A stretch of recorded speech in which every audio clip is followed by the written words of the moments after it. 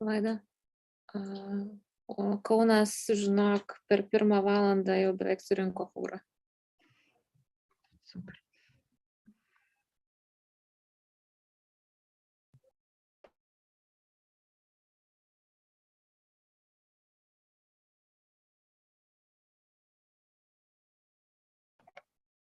So hello everyone and welcome everybody to the final of the Hackathon Updated. 3 days passed really quickly and it was quite intensive. It was filled with coaching, mentorship sessions, individual work, and of course with a pinch of interactive entertainment. Yesterday, participants took a part in the quiz, which was powered by our partners, Oxy Labs. And as you already know, the original idea of the hackathon was data-driven education, but the rapidly changing situation in the world broadens the topic, and the cybersecurity topic was added. More than 30 participants were solving challenges and were developing solutions in EdTech and cybersecurity fields from Friday.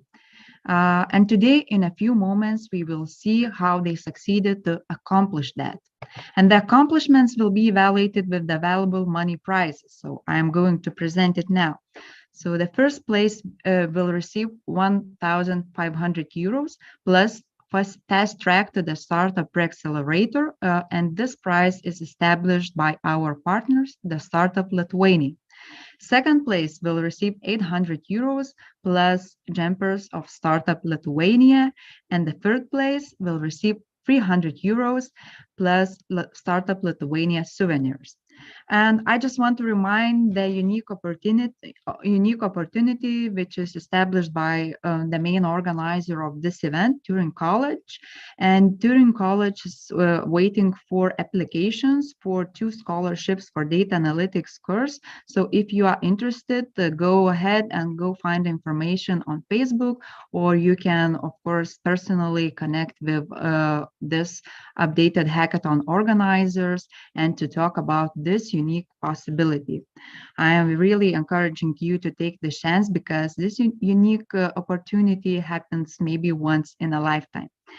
And now I would like to move to our partners. As I already mentioned, we had partners, Startup Lithuania, Oxy Labs, and talking about these partner organizations, we would like to send huge thanks for them.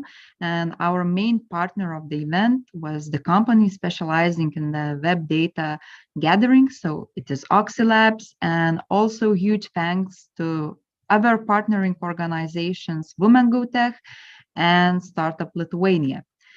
So what about Hackathon? Hackathon is a part of the European Smart Citizen Initiative, EU Smart, which is the EU-funded project that is designed to offer innovative solutions for some of the major issues the European community faces today. The initiative is made up of 7 organizations from across all the Europe. And talking about today about the final days, as I said, the participants in these really intensive days were having mentorship sessions. They were consulted by experts of various fields, and the ideas were developed from the zero to the MVP. And we are really proud about our participants because the majority of them were formed here in the hackathon on Friday, and we had a really good match. So we will see the final results today. And as I presented the money prizes, we have to present who will decide who will split this money prizes. So the jury members, I am going to present you now. And the first jury member is Lukas Kaminskis, and Lukas is CEO of Turing College. Hello, Lukas, are you with us? Hey, yes, I am. Nice to see you. Let's move on. We have Arvidas Pleta, who is innovation partner of Catalyst Ventures. Hello, Arvidas, are you here? Hi, everyone. Yeah, nice to meet you. And yeah, looking forward for your pitches. Thank you for joining us. Let's move on to the to the third jury member. By the way, Diana was the mentor of the hackathon as well. So Diana Chesonita is Director Executive Education of BMI. Hello, Diana. Hello, pleasure to be here. Nice to see you again, and thanks for joining the hackathon as a mentor as well. My pleasure. And we have the last jury member is Augustė Kaknevičiūtė. She's the business developer at Spike. Hello, Augustė. Okay, Augustė will join us a little bit later, but yes, everything is fine, and she will join us in a few moments. So then I will present the criterias and other information. I believe that Augustė will be there. So the jury will evaluate the ideas, prototypes, and MVPs according to the following criteria: originality, execution, usefulness, presentation, learning, and topic relevance. I just want to mention that presentation here is very important as well. So be unique, be creative, and clearly present your idea. And about technical details, our participants already know all the basic information, how much time they will have, but I just want to remind for our jury members and of course for participants once again. So in general, teams and the jury will have 5 minutes. 3 minutes are dedicated for the pitch part, and 2 minutes are dedicated for questions and answer sessions. The idea must be presented by one team member, so please support your team from your desk and be supportive in a silent way, because we will ask you to mute your microphones of course. But in the moment when the questions are asked by jury, you are able to, the whole team are able to answer it. And I just want to remind you that you will have 3 minutes for the pitch part. So when the time is out, you will hear the sound. That means that you should wrap up your presentation in 10 or 15 seconds. And in other case, we should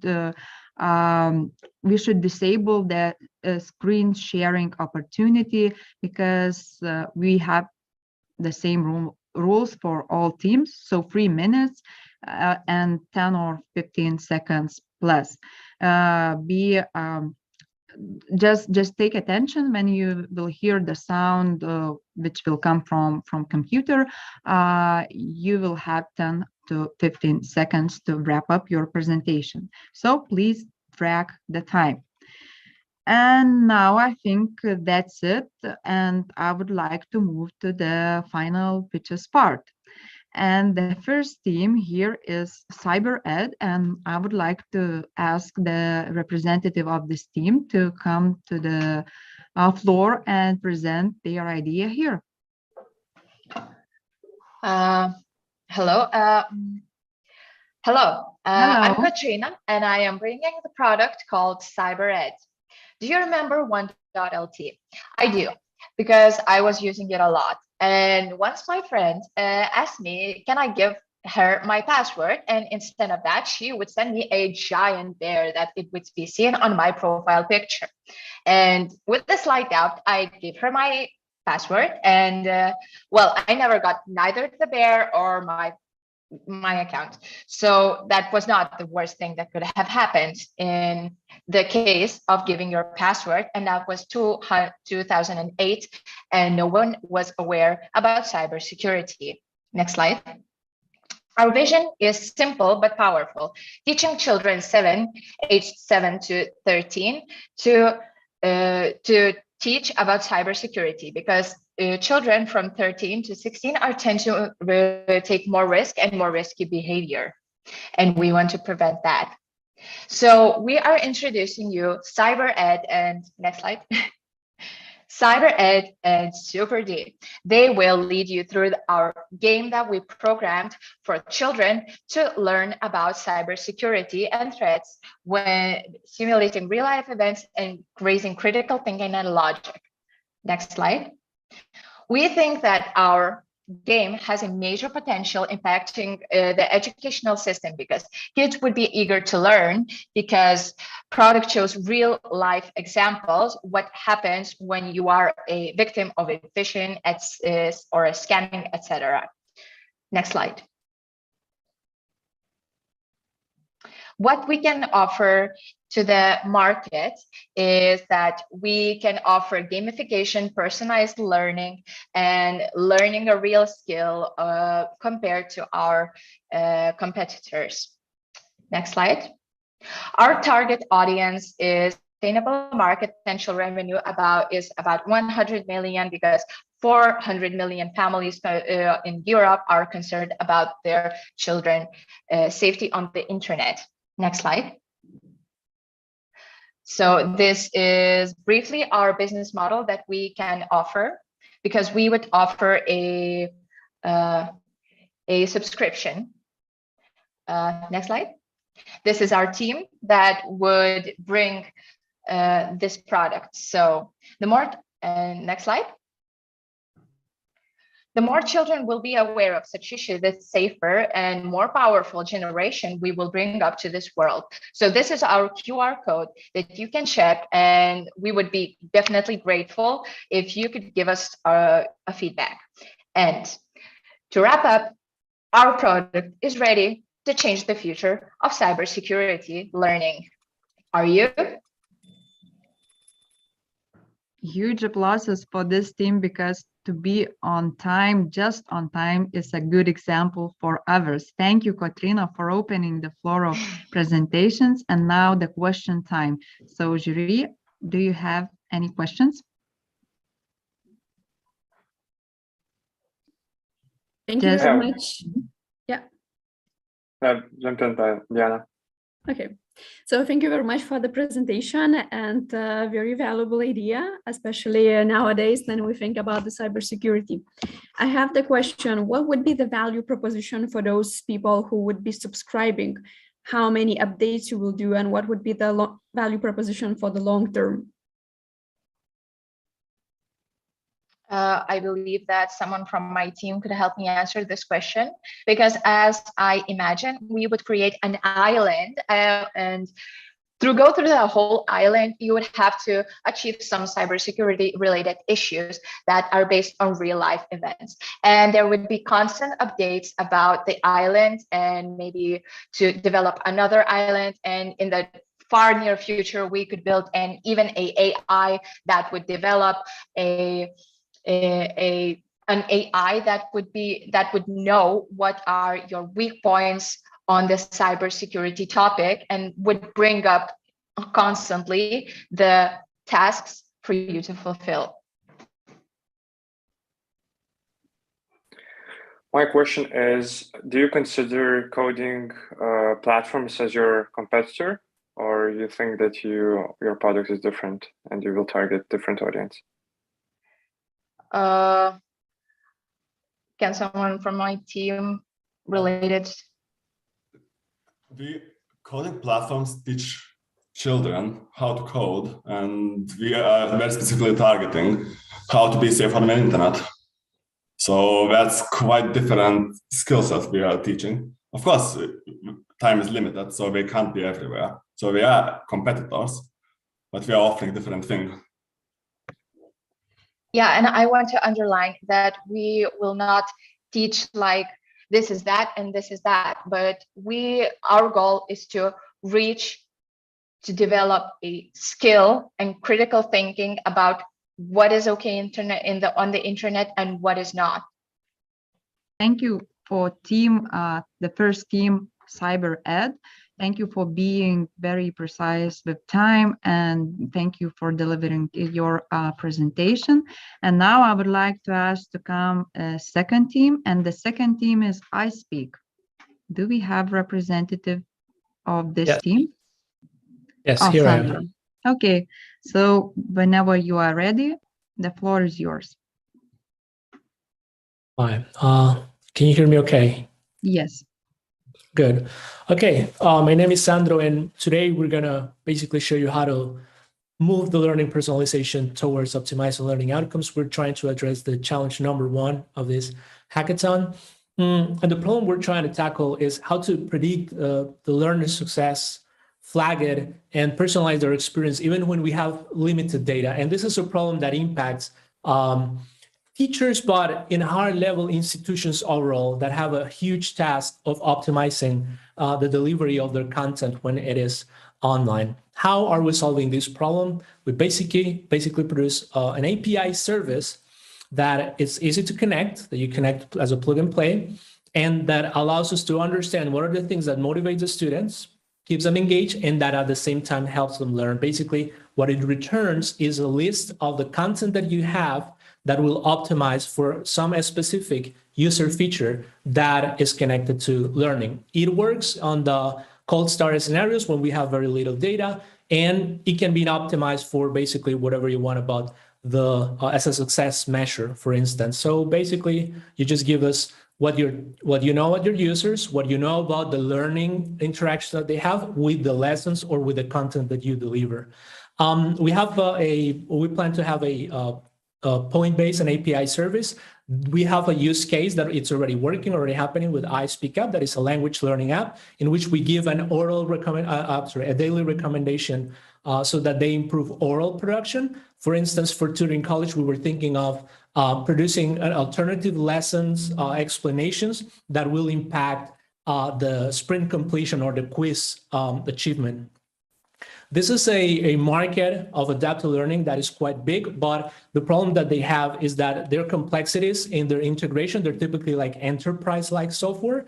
And when there's not that, like they ask companies to come and create the content on their authoring tools, like get out of your way and come and start creating with us. I think that the opportunity there is to work with early adopters in large verticals. That's why we're starting with language learning, where we like it. And our edge is that it's very simple, easy to use, just plug and play. And it's domain agnostic. It's not curriculum centric. You can bring whatever area of knowledge that you have. We have a diverse team based on Vilnius, but it's actually with the help of one of Turing College students, and we have a good background. We have our app is already out there, and in this hackathon, we were able to build an MVP that basically gets you what we just described. We plan to have it in production by next Tuesday. We just have the staging, but it's already workable and usable. Thank you for your time. Thank you. Thank you, Sandro, for really nice presentation. And now the question time. Maybe I can do the first one this time, as last time I also wanted to ask, but probably the time was up already. So thank you, Sandro, for presentation. What I really loved is that you have a really diverse team from many countries, so that will help through the way, I'm sure. The question I have, I mean, I don't still understand the solution entirely. So this API which you are creating, so how it will be used for the end user? So it will be, is it like you will plug it to some app or to some program or to some other service? How it will look like for end user? The end user, this is a B2B solution, right? So the end user is actually the developer of learning solutions, right? So if you have, as Turing College, they need someone to optimize the delivery of their content towards learning outcomes, they will use the API to introduce or to input post information about what they know about their users, what their lessons are built like, and we will return, right, a recommendation of what lessons to give to which users so that they can increase, let's say, retention, or that they can decrease abandonment, or that they can improve the speed of learning. That's basically the looks of this, but this is a B2B product. Thank you. We have time for one more question. Yeah, I have a follow-up question, Sandro. So really like this idea. Just curious, you mentioned that your API will help to provide alternative educational resources. So how do you think about creating a database of those educational resources if company, as for instance, Turing College, doesn't have enough of those to make personalized recommendations? Yeah, so that's one thing that we anticipated. There's got to be at some point some leverage between the company to make some sort of crawling alternative because the tagging part is quite important to make it relevant. So, I mean, right now, that's what we need to build on somehow content crowded verticals. But also there's a point in which, working with crawling, what we think is just crawl the internet and look for, automatically tagging alternative resources. That will be the case, but that's why it's a B2B part. We will need to work together to identify how to properly find that. But right now it's reliable on the database that you have of lessons. We wouldn't be able to offer something alternative at the moment. Thank you, Sandro, for presentation. It was the team iSpeak. It was the second team. And now I would like to ask to come to present the representative from the team BioMike, if I pronounce it correctly. Do we have the members of this team? The third team, BioMike? Yes. Okay. Juliana, the floor is yours. And when you are ready, we are looking to hear your presentation.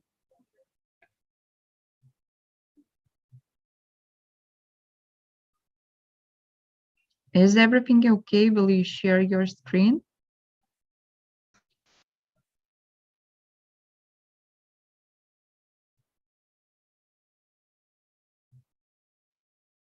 Juliana, we cannot hear you.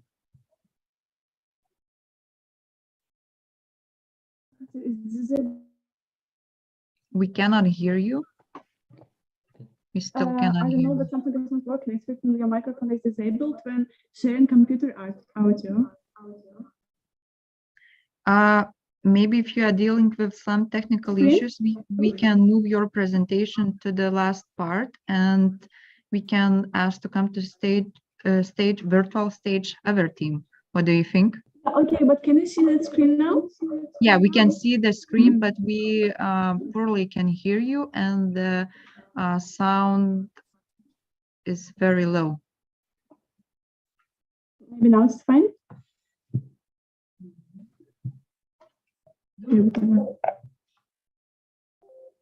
Maybe other. I can hear my own voice. Maybe other team members could share the screen and present the whole presentation. Okay, so I think my advice here to move to the fourth team, casuals, and put the team BioMike to the last part. Could you agree with that? You would be the last team which will be presenting BioMike. Okay, I can see that we are dealing with some technical difficulties, so I would like to ask to come to present the representative of the team casuals. Do we have somebody from this team? Yes, we do. Okay, Matas, so you... Sorry, I'm not Matas, I'm actually Naglis, but I'm streaming on Matas' computer right now. Okay, Matas / Naglis. You can share your screen and you can start present. And just information for BioMike that we are putting you to the last presenting team place. So can you see the slides? Is everything okay? Yeah, everything is okay. You can start your presentation now. So hello, Naglis. Like I said, and I'm the developer of the Team Casuals, and we support refugees. And I want to talk about, so what do you think about the current situation with refugees? Well, because we believe that the situation is quite inadequate. At the moment during the conflict, the situation is only getting worse, because many people are trying to leave the affected countries. The problem is that some refugees are going to unfamiliar places. They do not know anything about the country they're going to. And they don't know the approach the people of the country have against refugees. So some people say that the word refugee sounds untrustworthy, but that doesn't mean that all of them are there to cause harm. And even if some places accept refugees, they might get overshadowed by all the bad reputation received by other places. This matters because we believe that it's important to help them, because they can still contribute to a country. With all that being said, we want to introduce you to our new app, but Nextflow. And Nextflow, like the name suggests, is an app that helps you explore. Nextflow helps you navigate in unfamiliar terrain, including unknown countries and even forests. This app contains locations of safe and refugee-friendly places, and even in case of emergency situations, special shelters. This can help people navigate around an unfamiliar country better by providing them with locations of trusted places. Refugees wouldn't have to be afraid of exploring an unknown country. Nextflow will also provide its users with emergency survival tips. Using these tips, you will be able to find shelter, water, food, and even how to create and understand SOS signals. Now, for the market, Nextflow will be free to use by anyone, but businesses will be able to buy advertisement on our app. Nextflow will also recommend the advertised places and might even provide the user with discounts. For example, a restaurant could maybe invest in our app, and they will receive an advert, and they might even offer the refugees a special discount if they wanted to. Now, in the future, we are still considering making a special premium version that would include more survival tips. Now, thank you for listening, and we are open to any questions.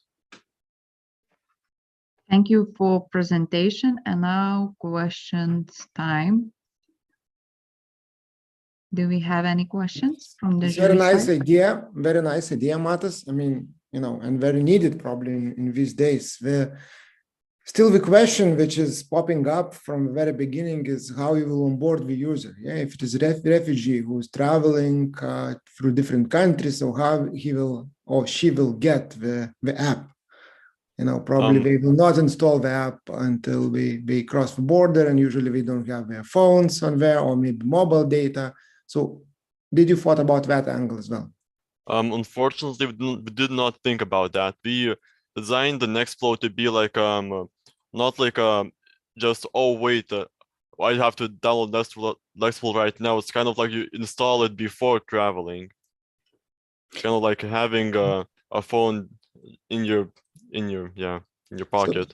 So my advice would be to go to B2B more sector and work with different customs and people who are working in these organizations, NGOs, so they could kind of help distribute this, but not go to B2C directly. Okay, thank you. Any more questions?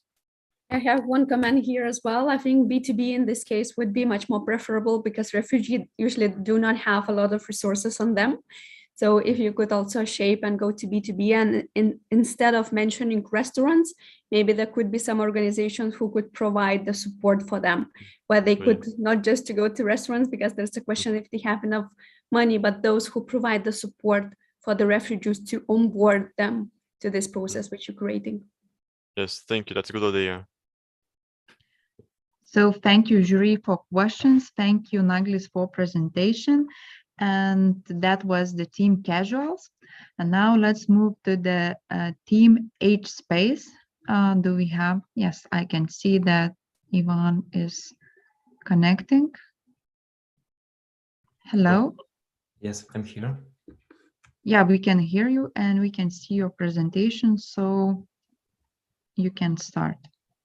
Hello, we're an HBase and we an Uber over travel guides. Here you can meet our team, Vitanis Sokauskas from business development, me as a CEO, Vilde and Arturos from marketing, Javel as a software engineer, and Domantas as a data analyst. We all students and we all diverse. We all have different experiences working on our own or in some companies, so we are super motivated. Imagine you're a traveler and you are standing in an unknown town and you would like to receive information about the interesting building you are standing nearby.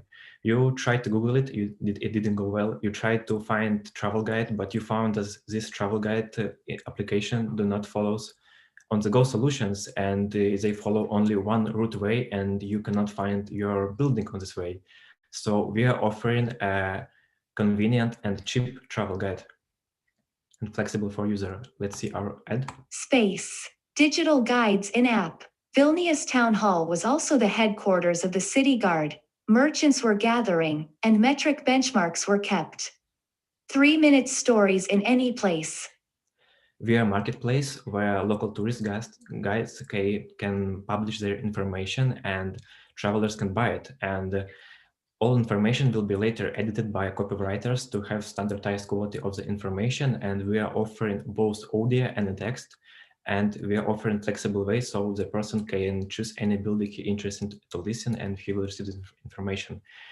Market size here in Vilnius is 500,000 with a chance to scale up to 134 million in EU. Our ICP profile tourists from 30 to 80 years old who are traveling. And our business model is a freemium. Our prices is cheaper than our competitors' price, and we will acquire talent clients through B2B and social media. We are more convenient and less expensive compared to our competitors. We will use data analytics through gathering data through publicly available data like we did on Twitter to find popular objects and create later information for them. And we will use insights to for usage data for recommendation and improving content. Here you can see our website, and on this website you can find a lot of information about our product, and you also can use our prototype here.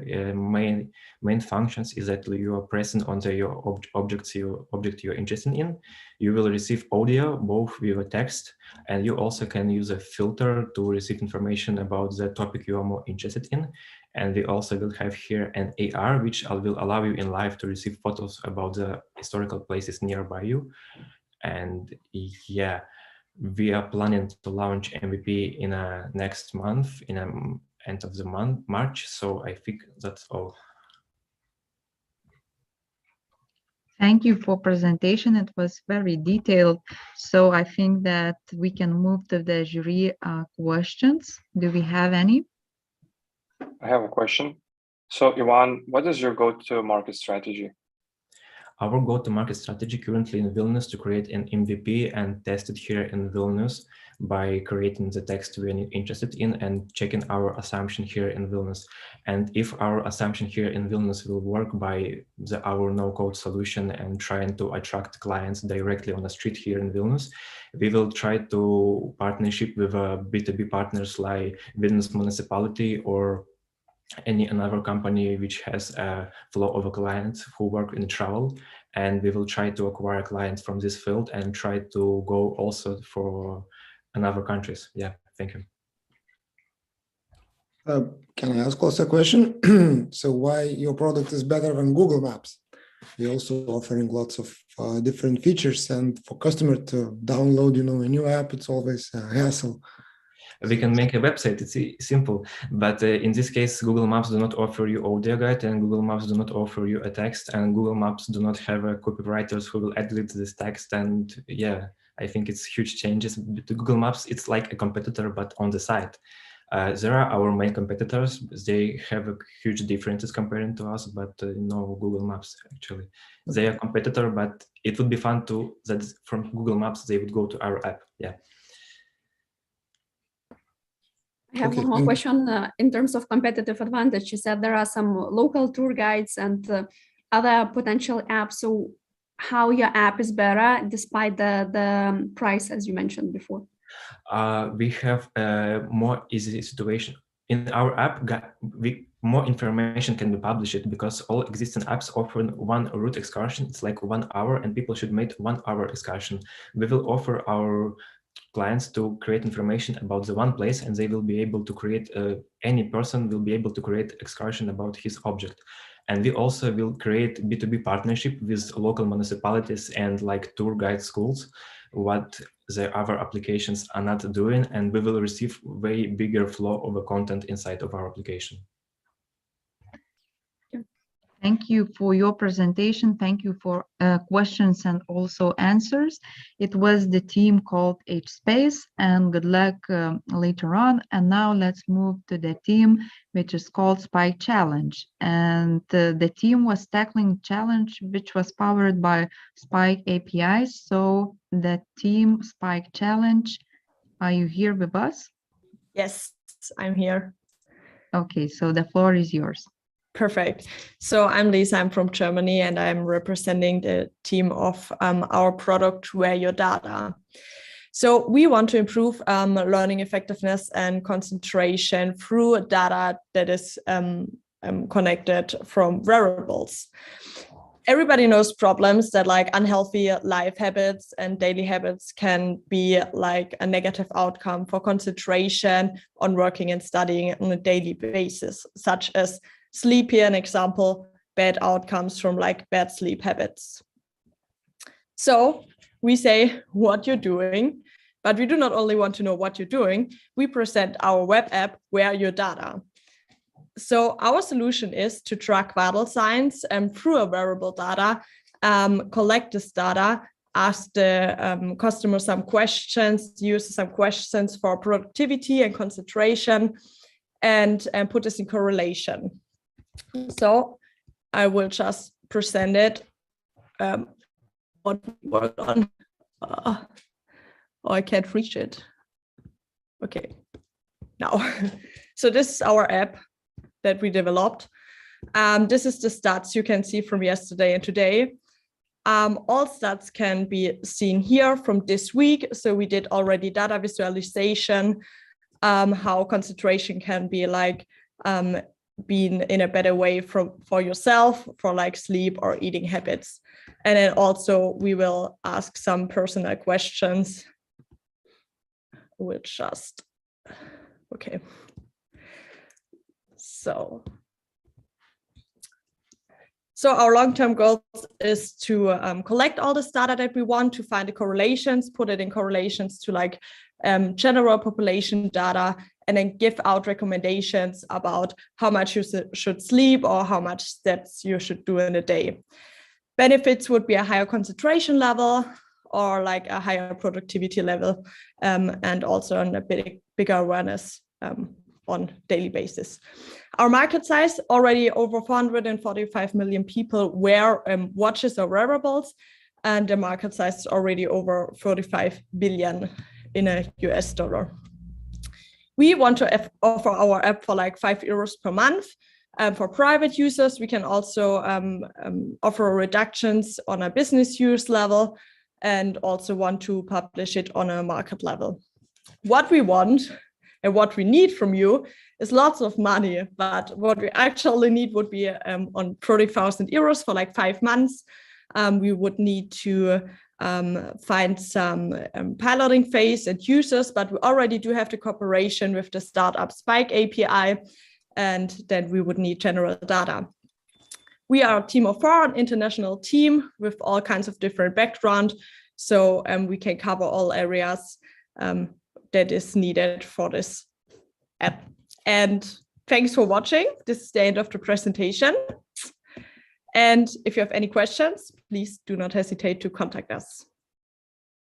Yeah, thank you, Lisa, for presenting this idea. And now let's move to the question part. Thank you very much for the presentation. I'd like to ask, what competitors would you identify the biggest one to your idea, and how are you better than them? Well, I think I can answer. I mean, there are a lot of apps already that collect data from wearables, and there are also like all this kind of health apps, but there's no such app that is really concentrating on like, it's not only giving tips in a general basis about your productivity or concentration, but it uses your data. So it says, I need 7 hours of sleep, you need 8 hours of sleep. So it can give individual recommendations, and that is not on the market yet, as far as we know. So that's what it makes it special. And how you will collect this data? And do you have some scientists or doctors or medicine people in your team as well who can evaluate this information? We have, we have data scientists and also a backend developer that can do a lot of data visualization. I'm also a nurse, so I have expertise in the healthcare field. So that makes a good mix on how to collect this data and also work with it, visualize it, and put it in correlation to the questions we want to ask the users.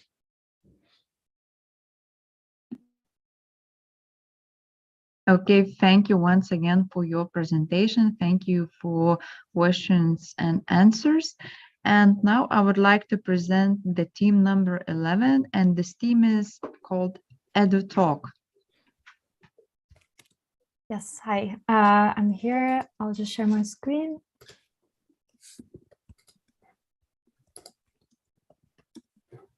Can you see it? Can you see the slides? Yeah, I can awesome. confirm it. So we can start.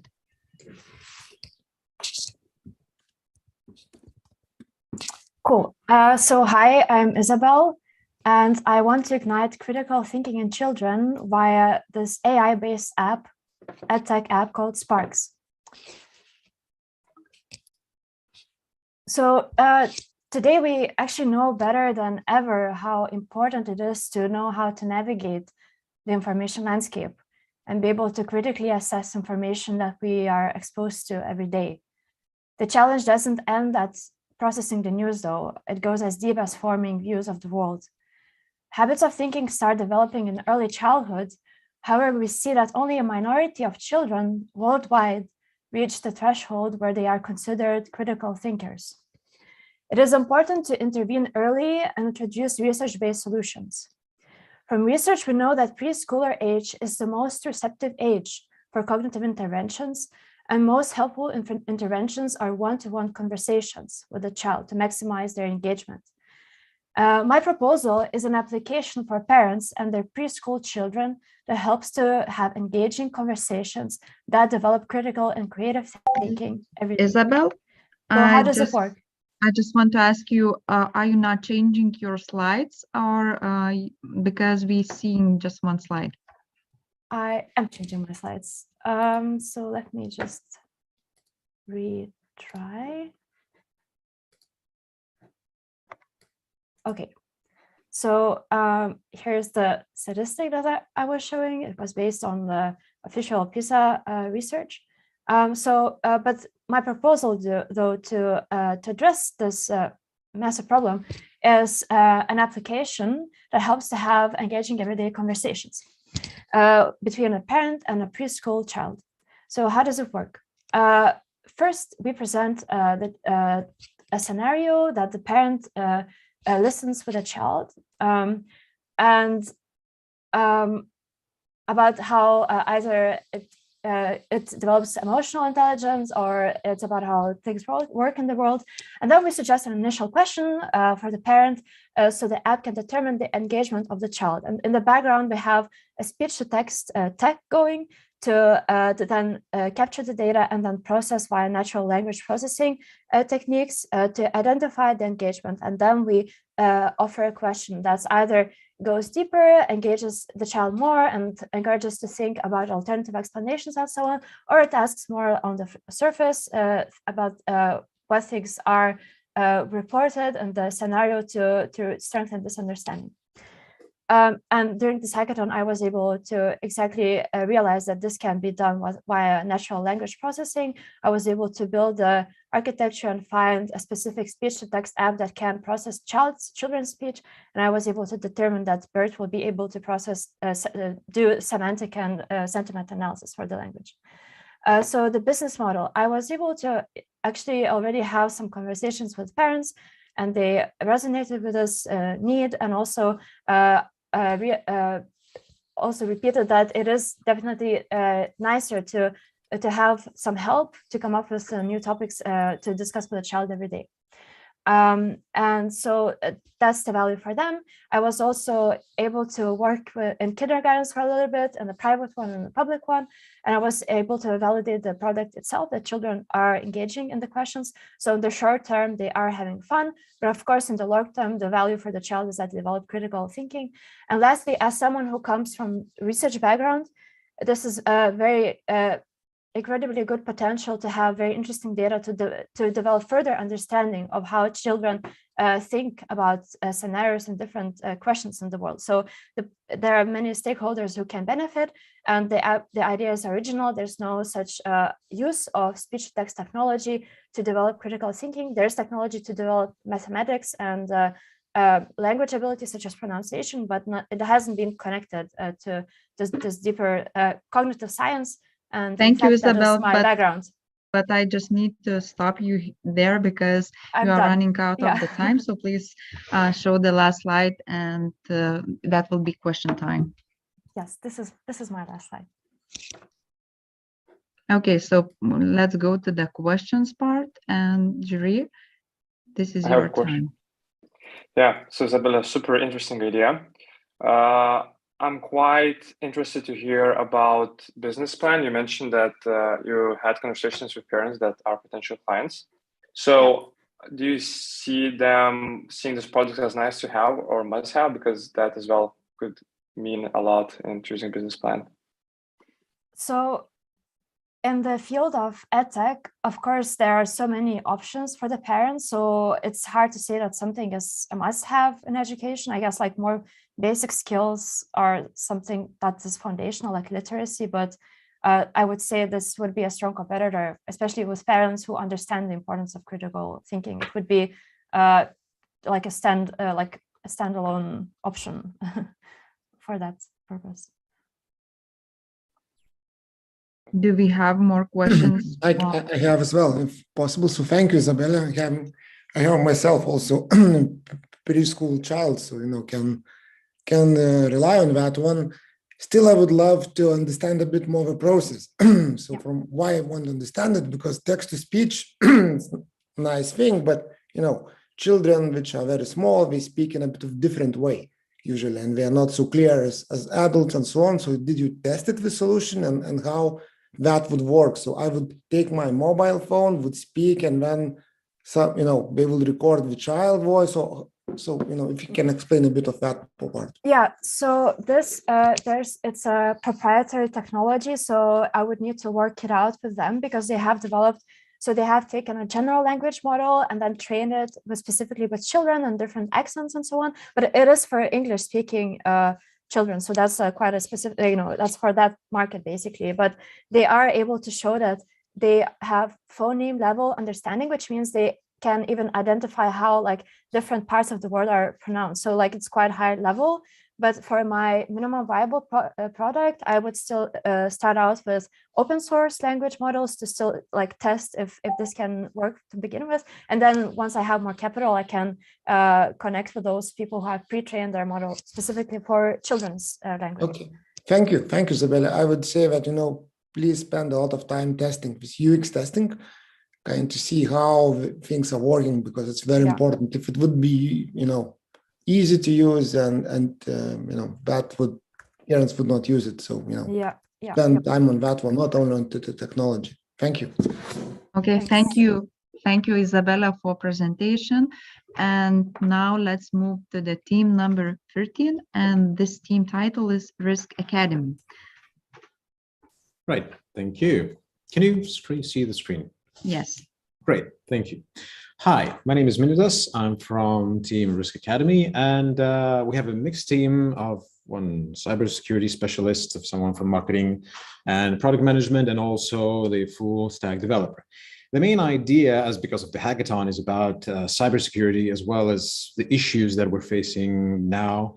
We thought, what could we do in order to tackle that problem? And naturally,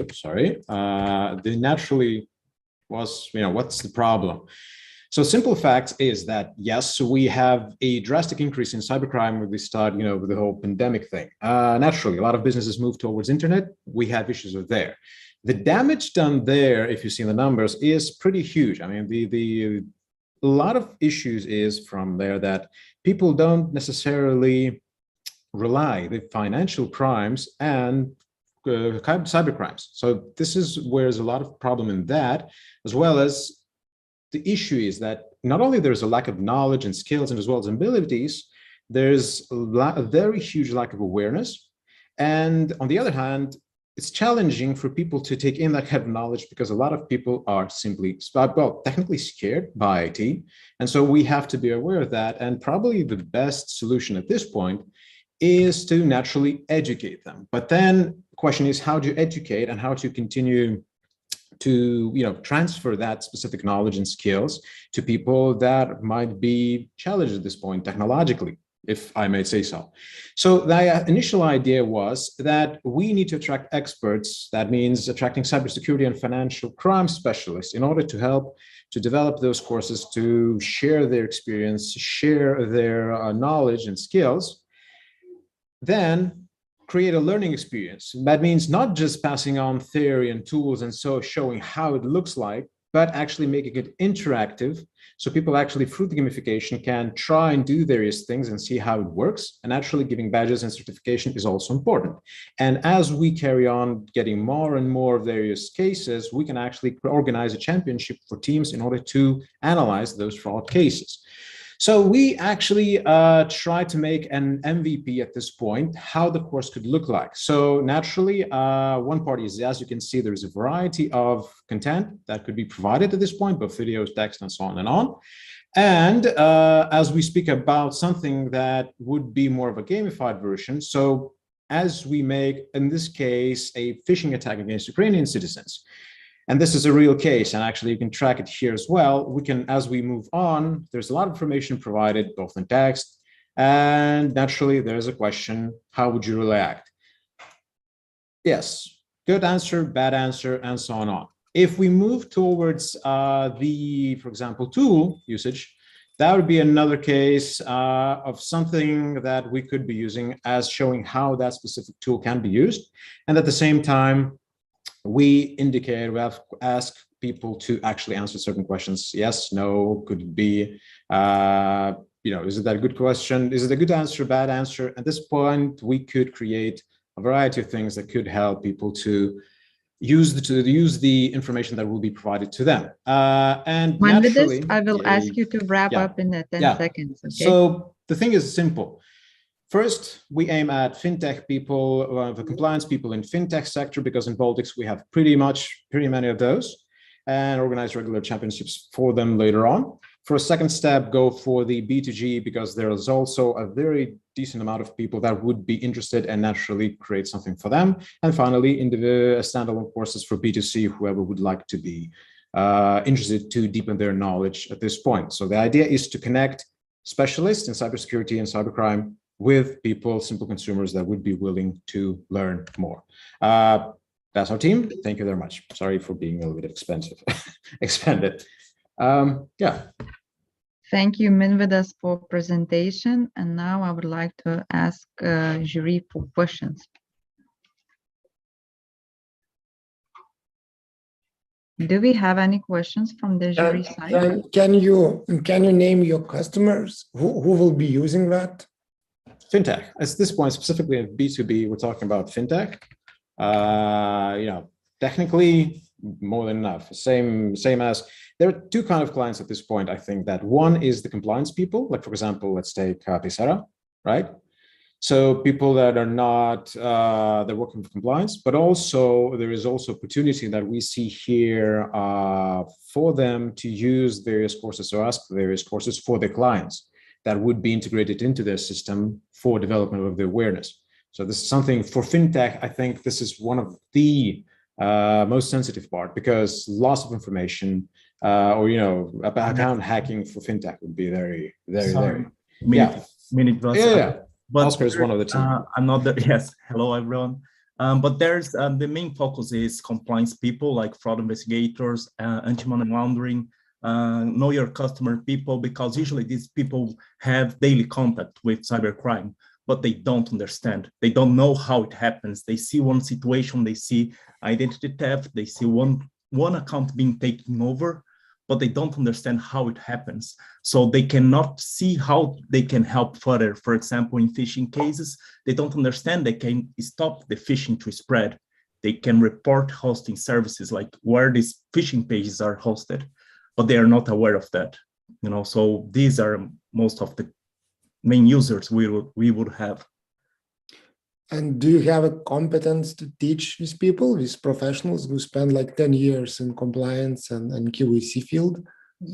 I would say yes. I've been in this area for 12 years, more or less. And I just recently switched to cybersecurity, to security. So, and even my master thesis was about that. I recently got thesis done in Tech. And it's clear that these two areas, they are different. Like they're not totally connected. Compliance people do compliance things, and that's it. And cybersecurity people, they don't understand anything about fraud. Okay, thank you for presentation. It was the team Risk Academy. And now we are moving to the team. I just want to mention that the team number 16 will not be pitching and will not be attending the final pitch part. So I would like to ask once again to come to present the team via mic. Do we have them? The team via mic.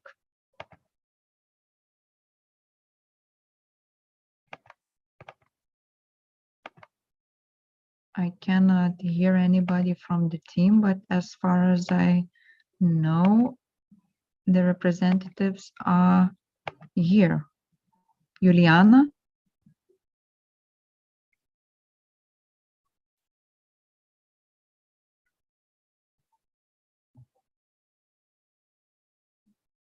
I'm sorry, but we cannot hear you. Hello, can you hear me? Yeah, we can hear you and we can see your screen. So the floor is yours. Okay, hello. We are team MicBio, an ecological startup. So let's start. Well, every year we produce a plastic version of ourselves.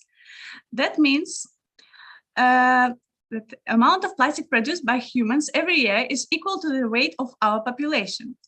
We produced over what the fuck is that? How to change? We produce over 308 million tons of plastic. Most of it's used for packaging. We use it also for construction, automotive, and in other spheres. So half of the plastic is used only once and then thrown away. More than 70% of all plastic waste is dumped into landfills. And I was born in Belarusian city on the border with Chernobyl. And I was raised bearing thought about how people damage ecology, how strongly it affects me and my family. And I decided I want to make at least a little contribution to ecological problems, and came up with an idea of replacing polystyrene and sometimes of plastic. To do that, we offer mycelium packaging.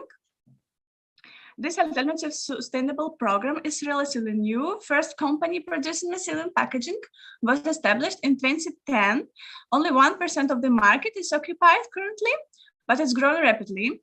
So according to the research fund, the global mushroom packaging was 42 million in 2018, and it is expected to reach over 120 million by 2025, and at the annual growth rate 16%. So North America is dominating the global mushroom packaging right now, but Asia and Europe will most probably increase their demands. So now in the current market, paper occupies the largest percentage of the market, and to compete with the paper, we will offer lower prices. We will occupy a niche of Baltic region. Therefore, we will be deliver products in cheaper costs, delivery costs, and we will have a very strong ecological message we will present in our social media. So we're going to start from Lithuania. They go to Baltic region and spread further to Europe. We will start working with local exclusive eco-friendly brands. We assume to sell packages of CBD oil, perfume, candles, fragile cosmetics. We will advertise it via social media. So we expect to earn 1,000 euros, then more. And the material is made from agricultural waste, mixed up with wood chips. Then we put it in molds of any desired capacity, shape, and place in our place and grow. So benefits, it's completely natural, 100% biodegradable, minimal energy, and consumer preference. And yes, it's easier and cheaper to keep using polystyrene packaging. People resist changes, but this little change will make the future of your kids safer. So yeah, this is our team. Thank you for attention. Thank you for your presentation and our questions. I guess the main question is unit economics and how it can compete with plastic and paper packaging in long term. So can you introduce that? I'm sorry. Can you repeat? In which in economic? Yeah. So how much it costs and how it can compete with plastic? So yeah, it costs a little bit 3 times more than plastic, because 1 pound of plastic costs around not plastic but styrofoam. It costs 30 cents, and our material it costs around €1 per pound, so 3 times more expensive. But people, according to the survey, we found the people, they will probably, like 55% of people said that they will pay more for ecological package. And I think it looks pretty interesting for people. It's new, and I think the market demands more sustainable packaging right now. Can I also ask a question? So thank you for your presentation. Yeah. I definitely agree that we need to have better options from plastic. The question I have is, do you have that material already? Do you have patents, or what's the situation? And what you create? This is a little piece of material. Yes, I don't know if you can see. So it's fire resistant.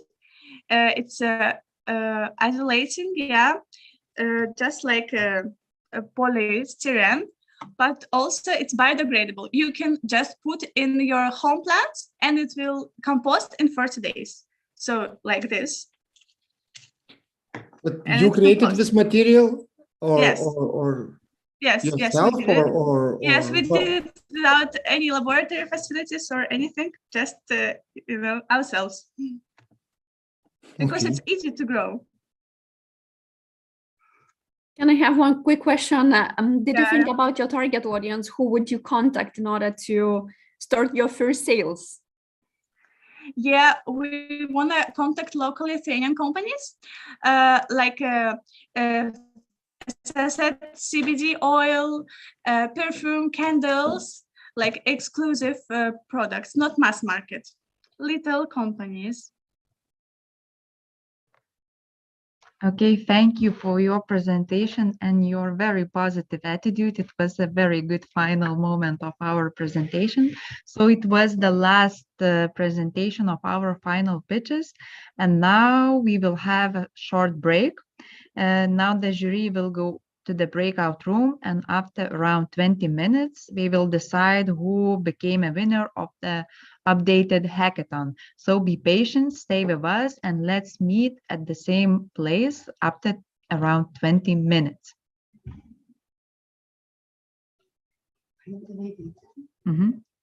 Aš pati nueisiu.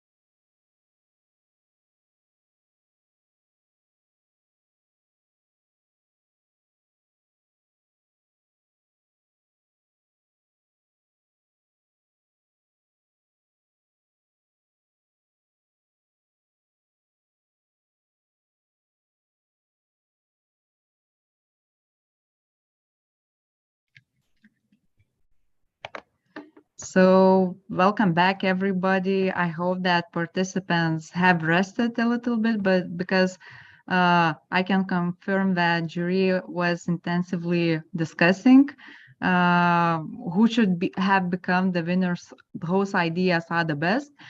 And I want to ask each member of our jury to share their insights about the pitches, about the whole hackathon idea, concept, teams. So please share what you have in mind about all what you saw in our final pitches day. Maybe we can start from you, Lucas. Yeah, sure. So generally, I personally was really glad to hear all the ideas.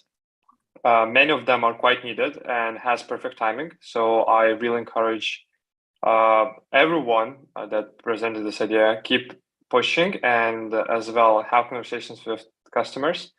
That will help answer a lot of questions. So I saw that some presentations were lacking the clarity of understanding the problems of your customers. So really recommend to do that after this hackathon. Have 20 customer conversations at least, and that will help you a lot. But generally, as I mentioned, quite needed, and keep it pushing. And each of the idea that was presented today has potential to become huge business. So of course, pivoting and iteration will be needed, but generally you can make it as successful as as many more people put in. Thank you, Lucas. Maybe others of the jury could share their insights. I can share mine as well. So first of all, thank you very much to all the teams for the preparation and involvement in this adventure. It was really interesting and valuable to hear any of the idea development. And as we all know, it's not the idea which makes a success, but people behind, so it's you. So every idea has the huge potential to actually be implemented very successfully in the market. So I'd like to encourage you to keep striving to implement the idea regardless of the awards. So if you believe in your idea, you will definitely succeed. And as well, one advice would be when you're developing the idea, go and meet your potential customers. And it would be even better that it's not your relatives, not your friends, but somebody totally outside. So they will be more honest with you, and they will also share the very valuable feedback, which will help you to improve your idea and actually hack this niche in the market, which you would like to implement too. So I wish you all the success. And just keep going and to keep believing your idea. I think all of them are very great. Thanks a lot. Thank you, Diana, for kind and very inspiring words. And once again, thank you for being with us, not only as a jury member, but also as a mentor. I would like to ask, what about Arvydas? Maybe you could share your insights. Yeah, thank you. Thank you to the teams for presentations. I really enjoyed listening to them, and I can second Diana that right now probably the moment for you is to go to your customers, potential customers, and check these ideas. It's already in the good enough shape to check and test them. And I really believe that you spend a lot of good time here, and the investment of time was really well done. And even probably it will be 3 teams chosen right now who are the winners, but who will be real winners depends on you, because I mean, one wise man one time said that you fail only when you give up. So that's all up to you, and I wish you good luck in developing the solutions and move forward. It's up to you right now if you will be able to develop it or not. Thank you. Thank you, Arvydas. For you, and the last jury member is Augusta. Augusta, I know that you are far away from Lithuania at the moment, and you had to wake up or stay very late to stay with us. So thank you for that, and please share what is on your mind. Yes, absolutely. So for me, I think it's absolutely amazing to see how much you can do in 2 days. I think we all know that. But being in this whole situation in the middle of these events, actually putting your time and energy into analyzing the problems, building the teams, working with a team, and creating value in so many amazing ways. This weekend made me personally very happy to see all of that happening in all of your teams. And I definitely hope you will continue moving forward in that spirit. So good luck, teams. Thank you, Augusta, and thank you for your smile. It's really inspiring. And now I would like to move to the most exciting part of the whole event. I think it's award ceremony, but you know what? I think I would ask to come to the stage, to the virtual stage, Agne and Alge. These girls were with us the whole weekend. They were supporting us. We were answering all the questions, helping. So I would like ask Alge and Agne. I'm sorry, I said Agne when I'm reading the list of participants, Alge and Monica, to come to the stage and to present the winners. It's very funny that my mother wanted to call me Agne, but I became Monica, actually, the real story. Yeah, but going back to the winners. So the third place and 300 euros plus Startup Lithuania, Ox Labs, and Turing College souvenirs and prizes goes to Team Casuals with Nexplore. So bravo to them. Great to see you. Congrats. Hey, the Team Casuals, maybe you can turn on your camera and share your emotions. Yay! Do we have the representative? No. I think they are happy. I think they are already celebrating. They're already celebrating. We are very happy to hear that our work didn't go to waste, and you see a potential in us. So we are very thankful and very happy. Thank you. Great, thank you so much for sharing. So the second place and 800 euros with the jumpers from Startup Lithuania and souvenirs from Turing College and Oxy Labs goes to Spike Challenge team. Yay! This is a new team that was created this weekend, and we are so proud of you guys. So Lisa, any words from you? Oh, this is unbelievable. Yes. Wow. Thank you so much. Thank you. Yeah, it's unbelievable. Thank you guys so much. I can't believe. So you are international team that gathered for this weekend. So actually it's really, really amazing. And we are so proud of you guys. And the first place. Monica, I would like to stop you over here. And I want to ask everybody to make a drums. Oh, yeah. So the first place and 1,500 euros and fast track to the Startup Pre-Accelerator Startup Guide with Startup Wise guys. So many kudos to you guys. And the first prize, first team goes to Cyber ED. Woo! So yeah, the first to pitch. Oh, wow. Yay. Oh my God. Yay. No. Is that okay that I cry? That is legal. Thank you I so think, much. Yeah, from much. our reactions, you can see that everyone in the team was really involved, and we put our 110%. So. Every jury member noticed that. I think that your emotions tells us more than words. So we are very, very happy that you are happy. Congratulations, guys. Oh my God, can I tell you that this is the first my hackathon and oh my God. And the team that was working is amazing, and the jury insights were really good, and yeah.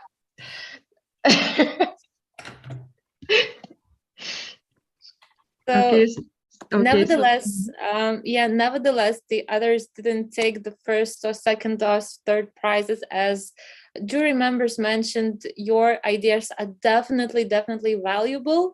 and we will help you in any way possible we can. We can introduce you to people, to mentors, to pre-accelerators as well. So do not lose your ideas and keep working on that.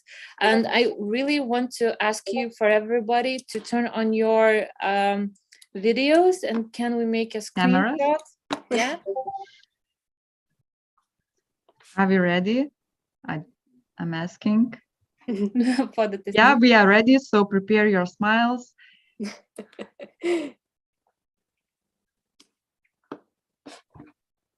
Just say cheese.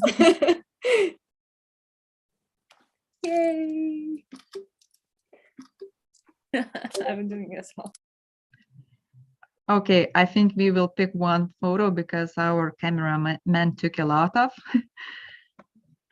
So I think that's all, guys. I would like to thank once again everyone who joined our broadcast, who participants who spent the whole weekend with us, organizers especially, the guys who were sitting behind the screen. Thanks for mentors, for your time, for jury members, for everybody who believed in this and who joined us. So see you next time. Thank you. Thank you. Thank you very much. Have a good weekend, everyone. Bye, guys. Thank you. Bye. Thank you. Bye.